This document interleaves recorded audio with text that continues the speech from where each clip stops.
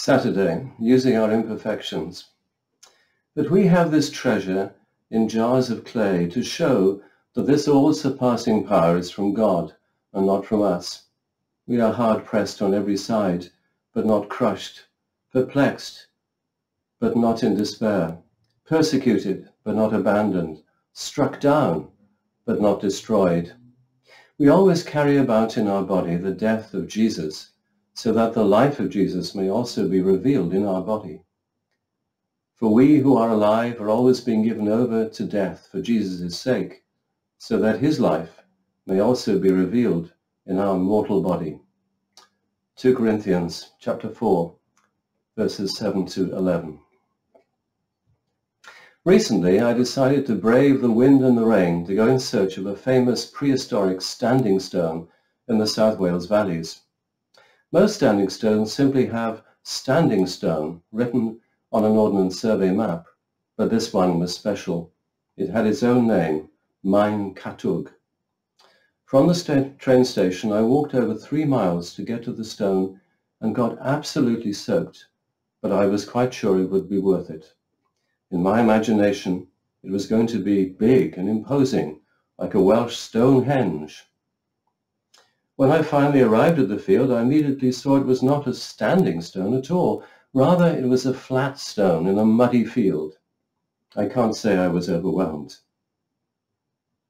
But then I walked up to the stone, and it turned out, despite its appearance from afar, to be fascinating. The most amazing thing about it was what at first seemed to be its imperfections. Most Neolithic standing stones have no clear features on them and nothing inscribed. This stone, though, had around 40 strange circular holes in it, like cup holders in a car. The holes had been skillfully carved into the stone up to 4,000 years ago. Scholars maintain that they represented the early farmers' belief that, first, farming life is cyclical, that the seasons come and go, and second, that life is cyclical, as we pass from this life to the next. These holes and all that they represent were truly beautiful. Because of these imperfections, a boring stone in a field became a prehistoric, awe-inspiring work of art. My little adventure got me thinking about what God wills for our lives. Each and every one of us have done things we regret in the past. Each and every one of us have also been through so much in our lives: illness, grief, sadness, pain and loss. We're broken people. Like the holes in the Neolithic stone, all of us have what may seem like imperfections. But our faith teaches us the good news that we don't need to be perfect. God is not in the business of expecting perfection. In fact, when we go through moments of regret and times of difficulty, he can transform our imperfections. He can bring us hope and resurrection.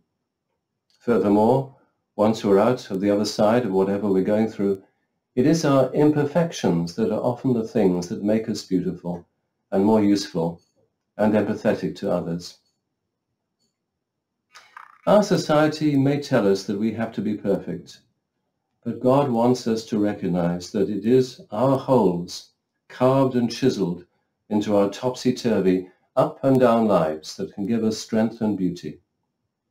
In our passage today, the Apostle Paul describes us as jars of clay.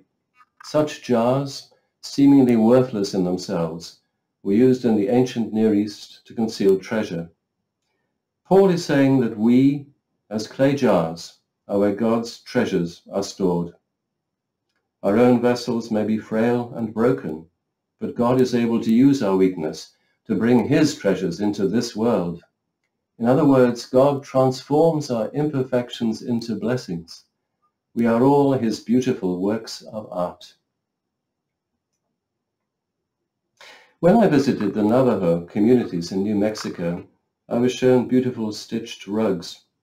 One weaver explained to me that if any of them weaved the perfect rug, they would interrupt just one stitch, so it did not remain perfect. True beauty, he said, needs some imperfection. As the singer-songwriter Leonard Cohen put it, Everything has a crack in it, and this is how the light can get in. When my son was a toddler, each night I would read a children's storybook Bible to him. When we got to the resurrection story, he would look at Jesus, glorious in his resurrected body, and stroke the nail wounds on his hands, saying, "Poor Jesus." All of us have our own nail wounds from difficult times that we have faced in the past. We'll always be frail, cracked, and imperfect. We'll always be jars of clay. We'll always have our own unique marks chiseled into us. But that's what makes me, me, and that's what makes you, you. The wonderful thing is that our God is a God of resurrection and uses our brokenness and imperfection to sow his transformational seeds of love in our world. A reflection. God wills us to make peace with the fact that we are jars of clay, frail, broken, and imperfect.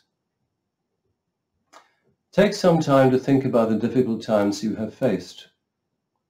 In silence, lay these times at the foot of the cross and ask God to use our lives as they are, lives of both joy and suffering, to help others experience his kingdom.